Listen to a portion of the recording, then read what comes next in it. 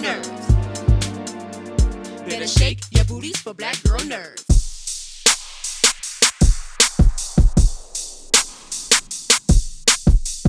Well, I am excited to talk about this movie because it has some really powerful themes amidst the thrill of the ride, from survival, horror, hierarchy, patriarchy. There was some really incredible things. Beginning with you, Erica, with your character Helen has to navigate these two worlds between maintaining her family and the issues that are happening with Derek's character Greg. When you first read through the script and saw some of the themes, what were the themes that you were initially attracted to as you got to learn the whole story? Sure, all the themes that you mentioned were certainly reasons to be attracted. Anytime that's happening in a story in a dramatic way, in a close knit bunker, or in very confined space, it's interesting, but it also gives you a chance to act. So many times we're not asked to act; we're asked to be and show up and sort of be in the space, but um, don't get a chance to act in a way that those power dynamics are doing a lot of the work for you, and so you can just lay in the cut and just trust in it. And so certainly the idea of a professional woman who's an authority figure in her world because she's a doctor, using some of that power and that cerebralism to maintain and a space that she needs her family to be in, but also to be vulnerable and to be coming in wounded. She's coming into that space wounded. She has problems on the outside that come into that space in the inside and with her marriage, and that doesn't stop at the door. So that was cool too, and certainly to act it out with Derek Luke. I always say he has this beautiful baby face, and but one of the things that Ali said that really got me, he says, I wanted Derek because Derek is a man and there's no question about it. And I thought about that. I said, it's so interesting. It's so true. Like, Mm. you don't think about that very male space, but that's the power dynamic that's going on mostly down there, is navigating the power base of strength. And strength is usually in those situations given to men. So she's Mm-hmm. in it, but she's just sort of trying to placate and manage and move like chess. But she's aware that she's not running it. She's just trying to manipulate it. And that's different. Mm. It was all the power dynamics at play, particularly with your character Greg Derek, in that there is some type of there's a tension that's going on within the household, and amidst Mhm. that tension, they are now in a survival period, and now they've had to include themselves with other people, further challenging that hierarchy in the home. How do you think that that's challenged? The position of leadership in the home is traditionally male. Now, in addition to having that authority sort of challenged by Erica's character, and then when they meet these other people who their survival is tied to, it's also challenged there. Where Mhm. does he lie in the midst of these two separate power struggles that are going on, and on top of that, being a black man and having his Mm. own sense of pride? Well, manhood is, at least from my narrative, from my life, uh, you know, uh, manhood seems to be something assumed, but not necessarily known. And so when you come home, um, there are things that are put upon you that you sort of discover, um, and keep rediscovering. And so I think that's the great element of playing this character, and the story that was sort of attractive is that I can relate where the same conflicts you deal with on the outside, there's also a mirror of conflicts you deal with on the inside, and life allows you to uncover your flaws, and Greg, you get to see a lot of his flaws, and I'm always in safe environments talking about the power dynamics, um, as a man, let alone a man of color, making sure that I can harness it, and opposed to culture trying to harness it in a negative way. So I think it's interesting. I love that Greg is in a situation where he is forced to think and solve a problem, even though he may not have the answer. How you like that, Erika? Fantastic. It's fantastic. There, You you know, smart, there's a different intelligent, type beautiful of woman, fear. you.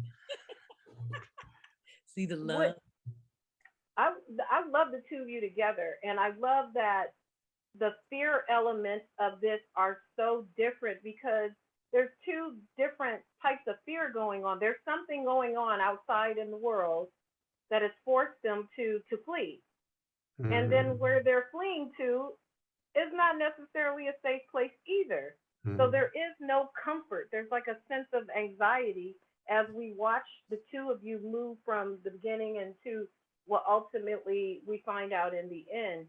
How does Erica, for you, portraying that type of fear, is there a time, there's no happy medium? How do you approach the portrayal of an unknown fear and an in your face fear? Because there's both of those dynamics going on for us as the viewer at the same time. Yeah, I'm hoping, Jeandra, that I'm a Black woman, obviously, and we live in that dynamic a lot here in America. There's nowhere to run. People thought in the South during the Great Migration they'd go north and there would be some sort of paradise or place. But when they got to Chicago and Los Angeles and they got to New York and Harlem, it was worse. They were in slums, except they weren't being hunted and lynched in that way. But they were suddenly to be corralled in from redlining and all the things that they did with police to start to incarcerate us. And so if we think about it, it's prepared us for something like that. But I think what's happened is that I don't know how, once you're free, once Harriet and all these people free you, how could you go back into it willingly? And that's what they're in. They're in something that they're willingly accepting so they can survive. And I think Black people have had to survive a very long time in a place that was hostile to them. And I think we should prepare our minds for, and our children, for how to work inside of any dynamic, because it's a privilege to be in this world and have freedom and to think that your opinion means something or that there's a democracy that can protect you. And we see how quickly when people don't vote for the village and they vote for, say, their pocketbook or things like that, that the dynamic of the social contract falls. And so that's how I feel about it. I think that I didn't need to guess how that is. I was also raised in Arizona. I was raised in a mostly white dynamic where we were the only ones, and I often was quiet because I know I didn't know really, but I had no real authority. My strength came from just being quiet and maybe being able to discern and knowing that that wasn't real authority just because they could talk or they could be, have more power, seem to have more power. Real power lies in your ability to I think survive, your ability to understand that it's not just because you can say something and you feel like you've done something cool right then and there doesn't mean that you win the day. People who win the day are the people who plan and then they put things in order and they execute. And that's what power is about, is execution. So there you go. With these with the Blumhouse films, they have a reputation for not only the terror or thrillers, whether they're thought provoking and they raise a number of societal issues in their various, the various projects that get greenlit under the Blumhouse umbrella. Derek, for you, I hear a lot of performers say that they sometimes they take pieces of roles with them as they move on in life into other things. Are there pieces of this role that you will take with you or pieces of this experience? Not just the role itself, but just all these talented people and just the project as a whole. Um, the experiences that I'm taking with me, I like what Erika brought out about how you define power, and power is not always, verbal.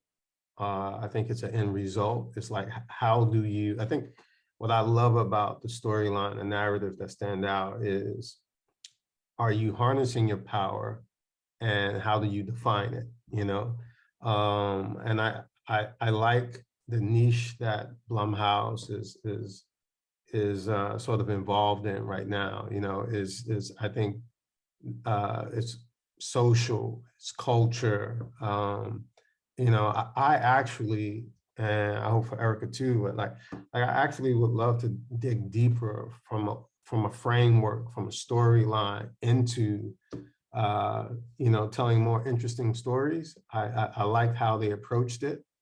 I like how they put these group of actors together.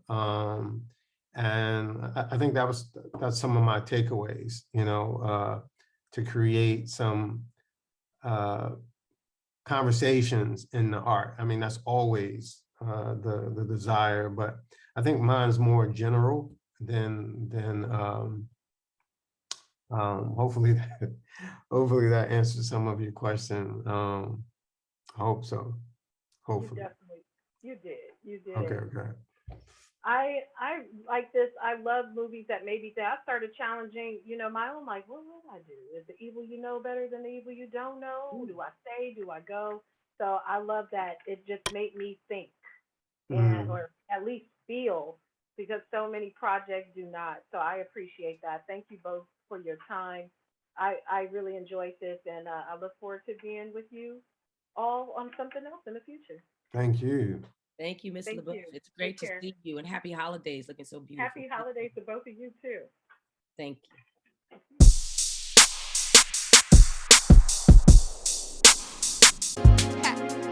Better shake your booties for black girl nerves. Better shake your booties for black girl nerves.